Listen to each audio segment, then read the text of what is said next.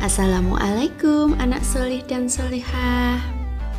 Hari ini kita akan membuat obat batuk alami. Bahannya dari jeruk nipis dan kecap. Cara membuatnya sangat mudah.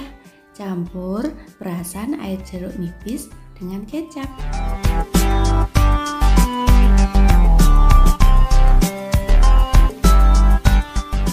Mari kita coba ramuan obat batuknya.